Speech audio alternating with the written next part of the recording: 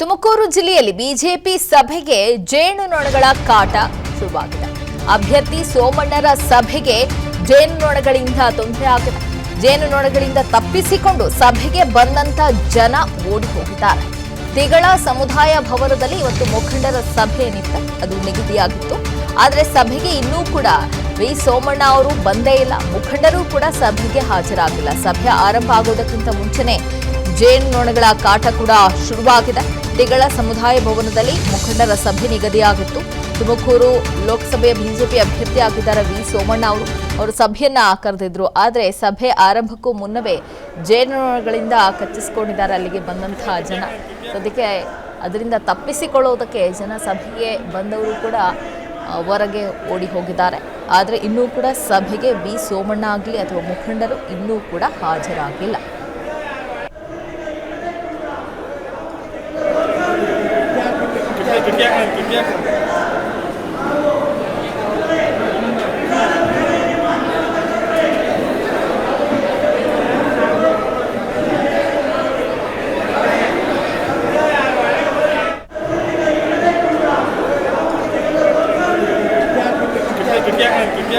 ನಿಮಗೆ ಮತ್ತಷ್ಟು ಡೀಟೇಲ್ಸ್ ಅನ್ನು ಕೊಡ್ತಾರೆ ನಮ್ಮ ಪ್ರತಿನಿಧಿ ಹರಿಶ್ಚಂದ್ರ ನಾಯಕ್. ನೊಣಗಳು ಏಕಾಏಕಿ ಒಳಗ್ ಬರೋದಕ್ಕೆ ಕಾರಣ ಏನು ಅಂತ?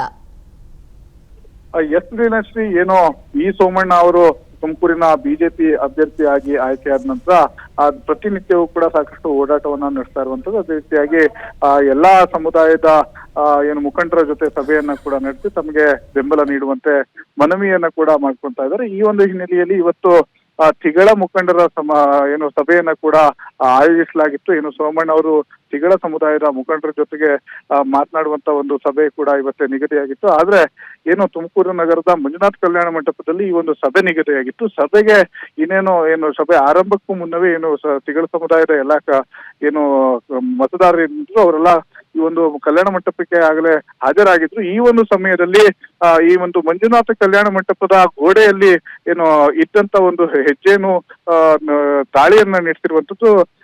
ಜೇನು ನೊಣಗಳು ಕಾಟವನ್ನ ಕೊಟ್ಟಿರುವಂತದ್ದು. ಕಿಟಕಿ ಬಾಗಿಲುಗಳ ಮೂಲಕ ಸಾಕಷ್ಟು ಜೇನು ನೊಣಗಳು ಕಲ್ಯಾಣ ಮಂಟಪದ ಒಳಗೆ ಬಂದು ಅಲ್ಲಿ ಸೇರಿದಂತ ಜನರಿಗೆ ಅವರ ಮೇಲೆ ದಾಳಿಯನ್ನ ಕೂಡ ನಡೆಸಿರುವಂತದ್ದು. ಹೀಗಾಗಿ ಸಭೆಯಲ್ಲಿ ಹಾಜರಾಗಿದ್ದಂತ ತಿಗಳ ಸಮುದಾಯದ ಜನರೇನಿದ್ರು ಅವರೆಲ್ಲರೂ ಕೂಡ ದಿಕ್ಕಾಪಾಲಾಗಿ ಕೂಡ ಓಡಿದ್ದಾರೆ. ಅದೇ ರೀತಿಯಾಗಿ ಕಿಟಕಿ ಬಾಗಿಲುಗಳನ್ನ ಬಂದ್ ಮಾಡಿ ನಂತರ ಒಳಗೆ ರಕ್ಷಣೆಯನ್ನ ಕೂಡ ಪಡೆದಿರುವಂತದ್ದು. ಸುಮಾರು ಒಂದು ಅರ್ಧ ಗಂಟೆಗಳಿಗೂ ಹೆಚ್ಚು ಕಾಲ ಈ ಒಂದು ಜೇನು ನೊಣದ ಕಾಟದಿಂದಾಗಿ ಇಲ್ಲಿನ ಜನರು ಪರದಾಡುವಂತಾಗಿರುವಂತದ್ದು. ದೀನಶ್ರೀ, ಥ್ಯಾಂಕ್ ಯು ಹರಿಶ್ಚಂದ್ರ ನಾಯಕ್.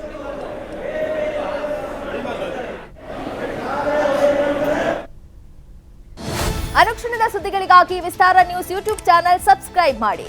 ಹೊಸ ಸುದ್ದಿಗಳ ನೋಟಿಫಿಕೇಶನ್ಗಾಗಿ ಬೆಲ್ ಐಕಾನ್ ಕ್ಲಿಕ್ ಮಾಡಿ. ಲೇಟೆಸ್ಟ್ ಅಪ್ಡೇಟ್ಸ್ಗಾಗಿ www.vistaranews.com ವೆಬ್ಸೈಟ್ಗೆ ವಿಸಿಟ್ ಮಾಡಿ. ಅಂಗೈಯಲ್ಲೇ ಜಗತ್ತಿನ ಸುದ್ದಿ ತಿಳಿಯಲು ವಿಸ್ತಾರ ನ್ಯೂಸ್ ಕನ್ನಡ ಆಪ್ ಡೌನ್ಲೋಡ್ ಮಾಡಿ.